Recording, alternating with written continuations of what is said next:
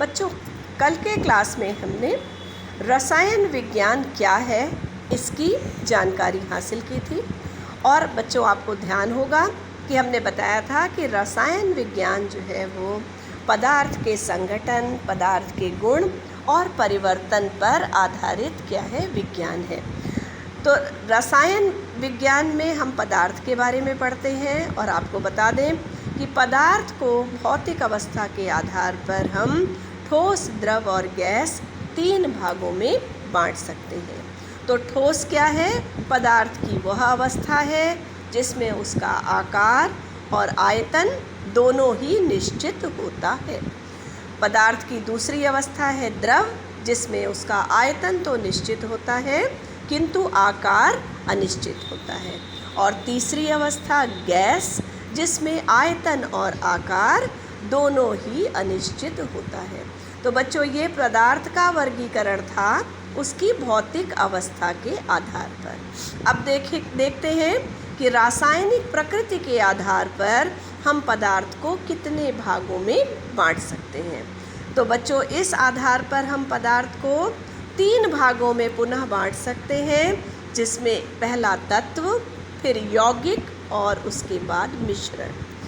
तत्व भी फिर से 3 भागों में 3 प्रकार के हो सकते हैं: धातु, उपधातु और अधातु। इसी प्रकार से मिश्रण भी समांगी और विषमांगी हो सकते हैं। तो आइए सबसे पहले जानते हैं कि तत्व क्या है।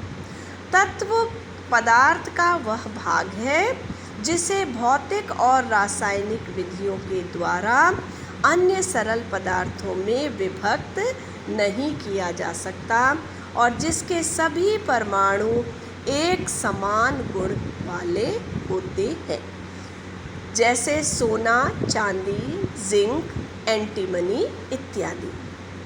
बच्चों, अभी तक कुल 118 तत्वों की जानकारी हमें प्राप्त है, लेकिन इसमें से केवल 92 तत्व ही प्रकृति में मिलते हैं। अन्य 92 से आगे 118 तक के जितने तत्व हैं वो सब संश्लेषित तत्व हैं या कृत्रिम रूप से बनाए गए हैं।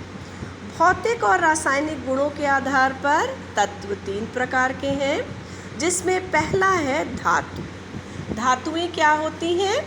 वे सभी तत्व जो सामान्य ताप पर ठोस होते हैं, मुख्यतः ठोस होते हैं, केवल गैलियम और पारे को छोड़कर।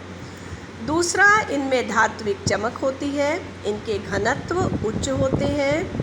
धातुएं विद्युत और ऊष्मा की सुचालक होती हैं। धातुओं में तन्यता अर्थात तार बनाने वाला, तार के रूप में परिवर्तित होने वाला तथा आघात वर्धनीयता, चोट पड़ने पर चादर के समान फैलने का गुण पाया जाता है। धातुओं के क्वथनांक और गलनांक उच्च होते हैं। धातुएं आप सभी जानते हैं, उदाहरण के लिए लोहा, सोना, चांदी इत्यादि। अधातुएं क्या है? मुख्य रूप से मुख्यतः ये गैस होती है, लेकिन ब्रोमीन जो है वो कमरे के ताप पर द्रव है तथा सल्फर, फास्फोरस और आयोडीन ये ठोस अवस्था में पाए जाते हैं। अधातुओं में कोई भी चमक नहीं पाई जाती है।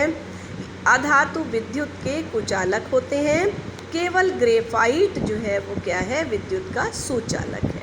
तो ये एक अपवाद है। इनके क्वथनांक और गलनांक धातुओं से कम होते हैं। धातुओं का एक गुण और भी है कि धातुएं भंगुर होती हैं, मतलब आघात करने पर चूर चूर हो जाती हैं। धातु, उपधातु कुछ ऐसे तत्व हैं जिनमें धातु और अधातु दोनों के लक्षण पाए जाते हैं। इनको हम क्या कहते हैं? उपधातु कहते हैं। और इनके उदाहरण सिलिकॉन, जर्मेनियम, एंटीमनी इत्यादि। बच्चों, रासायनिक प्रकृति के आधार पर पदार्थ का दूसरा भाग है यौगिक। अब यौगिक क्या है? यदि 2 या 2 से अधिक तत्वों को निश्चित अनुपात में मिला दिया जाए तो बनने वाला पदार्थ यौगिक कहलाता है, जैसे हाइड्रोजन और ऑक्सीजन। यदि 1 और 8 के अनुपात में मिला दें तो संयुक्त होकर क्या बना देते हैं, जल बना देते हैं।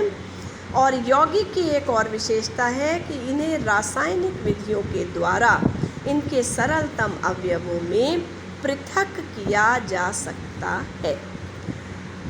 अब आते हैं हम मिश्रण पर। मिश्रण क्या है? जब 2 या 2 से अधिक पदार्थों को किसी भी अनुपात में मिलाया जाता है तो क्या प्राप्त होता है? मिश्रण प्राप्त होता है। मिश्रण की विशेषता क्या है कि उसके अवयवों के गुण हमेशा क्या होते हैं? अपरिवर्तित रहते हैं। जैसे वायु विभिन्न प्रकार की गैसों का मिश्रण, नलकूप का जल विभिन्न प्रकार के लवणों का मिश्रण। मिश्रण के 2 प्रकार हैं, एक समांगी मिश्रण और दूसरा विषमांगी मिश्रण। समांगी मिश्रण क्या है?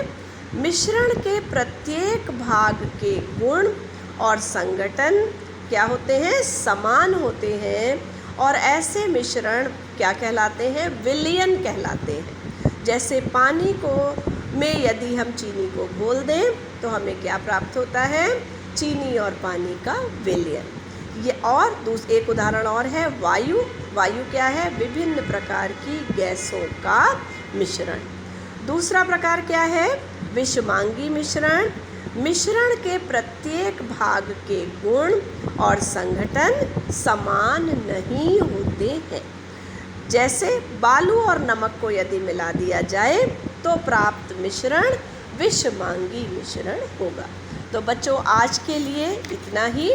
कल की क्लास में हम आपको सार्थक अंक और उसके पहले द्रव्य के गुणों के मापन की जो मौलिक इकाइयाँ हैं उनके बारे में बताएंगे।